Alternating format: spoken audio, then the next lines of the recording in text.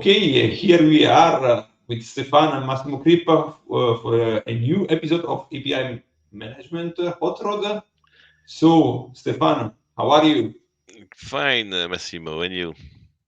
I'm very good. I'm very good. Today we are recording on Friday, so it's almost it's weekend, so Yeah, it's yeah, perfect. Thank you. good. Let's go and bring on our polar star, this mind map that you, Stefan, created to explore the API management world. In the previous episode, we just discussed about the architectural style. We talk about a bit the common patterns when we want to create a compound API, meaning like a GraphQL to compose different parts, different backends that we might have to filter backends, filter operation, and these kind of things, or the classic flat sort of pass through and all the way to what is happening behind. Today, we would like to move up in this case, or move a little bit upright on this map and share experience about how do we deploy our Yep. APIs or our virtualization into API management, which is our, let's say, virtualized gateway. Yeah, So, indeed.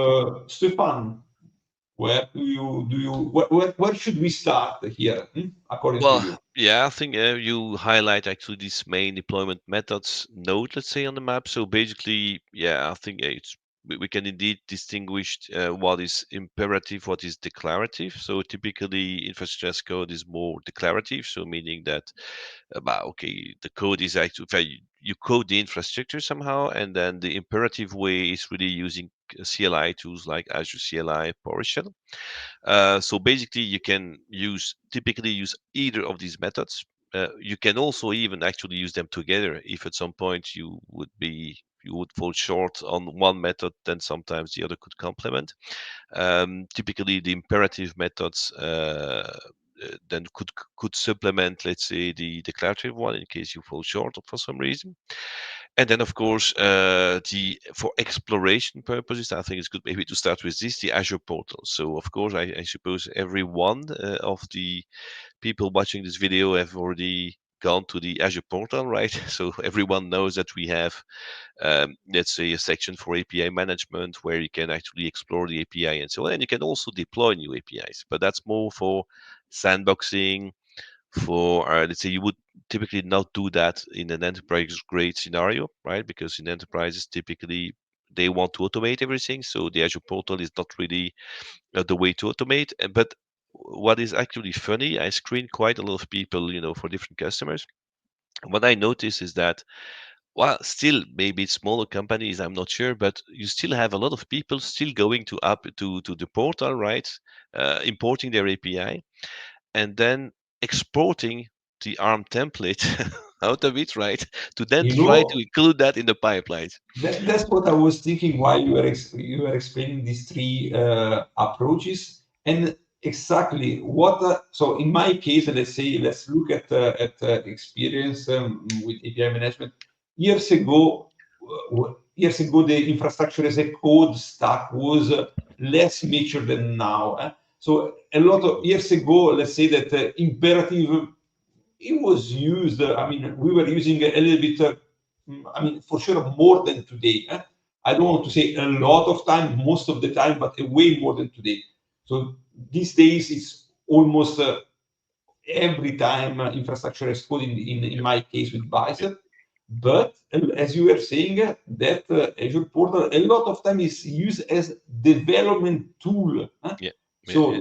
I am developing that virtualization, that uh, facade, that Mhm, compound API for the first time. I want to select, I want to import this API, I yep, want to reduce the attack surface or my exposure, I want to remove two or three operations. So all of this selection or mhm, all of this configuration, cutting or and adding is done by the portal, and then okay, let's export the ARM, let's make it a bicep. a little bit this bricolage. Yeah, indeed. And actually, it's a bit counterintuitive, of course, because if to automate, you start by doing stuff manually somehow. It sounds like a bit like an Exactly. anti-pattern, but it's very good to, let's say, explore. So, and indeed, if for instance your company is not yet really mature is infrastructure as code and so on, but that's a good way to at least find out how it works. Also, I think we need to be clear that indeed API management was challenging in the past, right? To really publish APIs. Actually, it was more challenging to deal with infrastructure as code for API management than for other services. So especially in the days of ARM templates, right? It still exists ARM templates, of course, but it's, let's say, somebody starting new, let's say, would either go to Bicep or Terraform today or Imperative. But let's say at the days of ARM templates, it was nearly impossible to actually really deploy APIs just with ARM. And so it was really complex. And so basically, but now, as you highlighted, we have all different flavors of infrastructure as code, and actually the list is not exhaustive here. You have, I think it's And Pulumi. I forgot the name, but I've never used it. But I know this is also one of the rising, let's say, infrastructure as code solution. You wanted to say something, Massimo? no, no, no. No? While you are explaining this, there is something that came into my mind.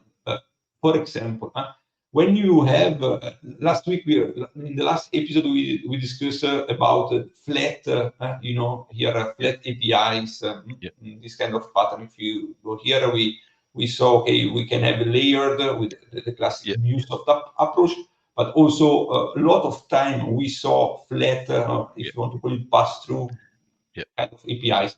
And in that case, when you deploy those APIs, a lot of times you do this deployment by importing mm, an OpenAPI specification. yeah, So I created, and I'm using here the example of AVM, so Azure Verified Module, or if you want, if you're using Carmel before, I open it here. In this case, I'm looking at the deploying an API into a service. Service is the API management instance. So if I go into this bicep template, you see here there are different ways to import an OpenAPI specification. So in my experience, or more than experience, what I don't like is import an OpenAPI specification that is hosted, by using this link a part. So link. it means Yeah, a yeah, link to an external URL like an API specification that stays on storage account or on a private repo, these kind of things, because I don't want to have that complexity of authenticating or a network integration of that storage account. So most of the time, I use OpenAPI or OpenAPI JSON, and same for me. in this case, in the ARM, using a sort of library, I inject the full OpenAPI specification. So I was wondering if you do import,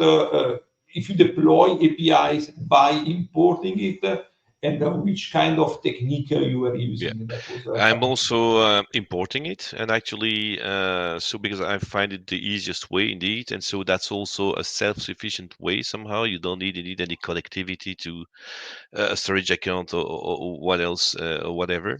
So I'm importing that, and typically I'm more using Terraform on my side. So I have no religion with infrastructure as code, but let's say and Terraform has a way to just specify where is the Open API definition, right? Where it is located. So I mean, locally to the in the repo, and then you just simply give that location, and then Terraform will actually upload that to the API management by using the RM provider to basically Azure. And That's so one it's of the, yeah, yeah, sorry, that's one of the very good things of Terraform, because all of the, now, sorry, my English, I don't know if it's the right terminology, the sanification yeah. of that open API specification is done by Terraform, right? So you don't have to do anything Sanitization, else. yeah, yeah. But actually, yeah, you have some indeed sanitization capabilities, but also I would say, well, no, it has become really easy to deploy APIs. At least with Terraform, honestly, that's I find it very easy. It supports all the features, like also policies, of course, I don't know, named values and so on. So and that's why today I would stick to either Terraform, either Bicep, or as I said, Pulumi. I've never used it, so but I know it also has some modules for API management. So that's something at least that's worth to explore. So I would exclude, of course, the portal. I would also exclude Azure CLI or PowerShell unless you do everything with that. I mean, for other services, because I also know some companies doing everything with imperative code. So then, of course, if you do this, then you can also then use Azure CLI or PowerShell to also basically import APIs, and that works fine. So that's maybe I can jump to my extension, Massimo, which actually Oh, I built an extension years ago. That's on the marketplace, and that was based on there on a PowerShell basically. So I interact directly with but in that it was even based on my own PowerShell script, so not even using PowerShell commandlets that are really already designed to import, let's say, to publish APIs. But just to say that any method works basically. In the end, whatever method you use, it will talk to the resource management, Azure Resource Manager, and that's ultimately what will happen basically. No, just one thing. So I take the opportunity to tell everyone not to use it anymore. So when I created this, you see the date, right? That last update is 3 years ago. So I created that in, yeah, you see, so 2018. So it's kind of, in technology, 6 years is a really, really long time. When I created that, it was because there was nothing else. So I tried to fill a gap. So I told you with harm, but that was really, really helpful. So basically, that one was really making it easier to deploy APIs from Azure DevOps, right? And even if you did not know about the plumbing, you use that. It was an extension, quite easy to configure and so on. But since the rise of Terraform and so on, and know that you have all of that built in Terraform, Bicep, and so on, I don't see the value of keeping upgrading this one, right? So that's why I stopped maintaining that for a while. Yeah, but I still have some folks from time to time asking me mm. questions. And So yeah, one of these remember me is just a little bit a jump into the past. Years and years ago, maybe it was around 2020 or so not long time ago, so 4 years ago or so, there were a customer that was using your tool to deploy directly the backend API into API management. Okay, and not the open API specification, the one, even if it was a pass-through, it was a flat API, mhm. it was starting a little bit from the backend and not Yeah, I see. the Yeah. gateway one. And I was like, it was making me a little bit crazy. I was a big believer of open API design. I'm a big believer of design first. And in this case, this customer was generating the Swagger at a runtime or deployment time in that case, and injecting in the gateway, and then you never know which kind of things do you have in the gateway. So nothing with your tool, that for sure it served good for a lot of times, but it was more the usage of the Mhm. tool at that Yeah, time. because yeah, somehow I made it flexible so that you could start from the backend or from the open API spec that you would just Mhm. define. Yeah, but anyway, don't use it anymore, right? So if you Yeah, use that today, try to migrate. And anyway, I'm pretty sure that today you already use either Terraform or Bicep for other stuff. So it's just a matter of well, switching also that for API management, yeah. basically. And great. And let's say we were saying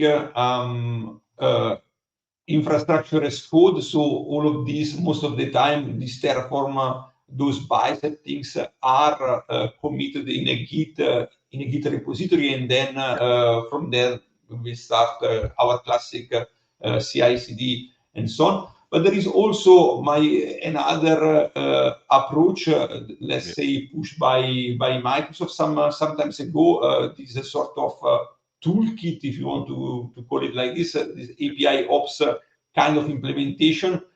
Uh, I never seen it used at any customer at my side. What is your experience?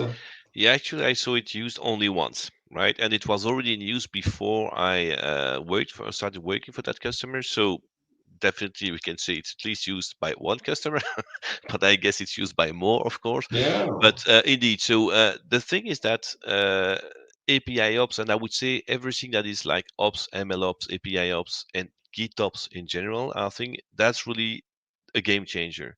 So I still see a lot of people, so beyond API management, still using just DevOps. When I say DevOps, it's a mindset, of course, but behind DevOps, you also have tooling and processes, right? So typically you will have your build pipelines, your release pipelines. And so still I see some customers using classic pipelines in Azure DevOps, so they not migrated to YAML pipelines. But even if you use YAML pipelines, somehow the release is a push based mechanism, right? So you trigger the release from Yeah. your pipelines, or you have defined triggers so that it's automatic. But anyway, it's a push. When you go into the API ops, GitOps world, it's actually the other way around. So somehow, uh, it is more for GitOps. You will have I'm a big fan of GitOps in the Kubernetes space, right? So you have solutions like Argo CD, Flux, and so on, which basically monitors the repos, and the source of truth is your repo. So you have no more release pipeline basically. And here is the same, and that's what you see on the screen here. So we basically have your branches, and you will at some point have, of course, dev branches and so on, feature branches. But at some point, we say, okay, I'm ready to publish, and so you will have a pull request that will merge what, let's say, you want to publish to a branch that is served as the base branch for your service, right? And so in the end, you don't have a release pipeline anymore. But that's very disruptive. So I still see a lot of companies really going for the DevOps way, let's say, which, clear build, release, and basically push-based model, while here it's actually kind of a pull-based model, right? So you source of truth is only Git repos, which is also a game changer for other stakeholders. Just to give you an anecdote, it's not directly linked to APIM, but it's just to explain a bit or illustrate that.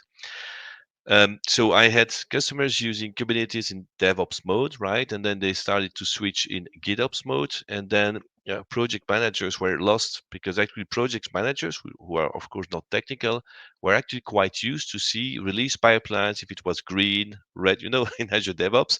So somehow it was a good indication whether it was fine or not. While in the GitOps world, actually, of course, they also have portals and so on. But from an Azure DevOps perspective, if you use Azure DevOps, well, you just have your Git repos, right? So Yeah. it's a bit harder for other stakeholders to figure out, okay, was that okay? Maybe not. You see. Yeah, they have to So sometimes they have to follow up half of the release of their software in suppose in with one tool, mhm, and then go to Argo CD user interface indeed, for the other part, and indeed, it might be indeed. confusing. And so all of that story, just to say that that's maybe why we don't see that much used today, at least among our customers, Massimo, is because I think that most customers are still using DevOps, right? And so they prefer an approach like with Terraform, Bicep, where you still push, let's say, the pipeline, if I push your release, let's say, and so okay, it's just a habit, how they are used to work, But basically. also fully agree with what you said. I like the GitOps approach, and also it's pretty clean Mhm. as a solution. The other things is a little bit a showstopper in this case. Here, one of this extractor, there is a dependency on this extractor and publisher that is a sort of tool that goes Yeah. and creates Yeah. these artifacts. Yeah. And then like it's the same story of cloud is evolving fast. There are new services Yeah. coming in and deployed by Yeah. Indeed. Azure API management. I can in Bicep and Terraform. I might access those new APIs Yeah. or those new services pretty soon Yeah. when Indeed. those new features will be taken in these things. So sometimes you prefer to go to the most supported service, which is the Bicep, the ARM layer per se Yeah. in Yeah. general. Yeah. So Yeah. Yeah. No, indeed. So that's indeed an important remark, because typically in other GitOps, let's say, based solutions, you don't have that dependency. So then it's fine, right? So you have your raw um, fine. So if you would take, for instance, Kubernetes, you will have your customizations, your maybe Helm charts, whatever you have, right? And then you merge, and then the solution will actually monitor your repos and basically pull the contents from your Azure DevOps or from your GitHub and apply that to Kubernetes. So there is no dependency; it's a direct line. Indeed, this one with this dependency, that's first makes it more complex, and secondly, indeed, if the tool is not yet able to translate, let's say, what you do, then indeed you will be stuck. While indeed with Terraform, for instance, today the ARM provider is updated very, very often, right? So Yeah. then it's not lagging behind. Secondly, it's not ideal, but if you're really stuck, you have an API hook where you can actually from Terraform make calls to, let's say, the resource manager. So somehow there is no real risk of being stuck, let's say. Yeah. So Yeah. I see. Good. Good. Good. I think with this we are at the end of our episode number 5. So yeah, I want to say a big thank you to you, Stefan, and to everyone thank you too. that will watch this episode. And what to say? What to say more, Stefan? Well, I think enjoy the weekends and the sunny weekend that's coming in, at least in Belgium. I think so. So Okay, great. I that's it. will Thanks, like Massim. Yeah, same to you. Thank you, everyone, and thank see you you. next time. See you. Bye bye.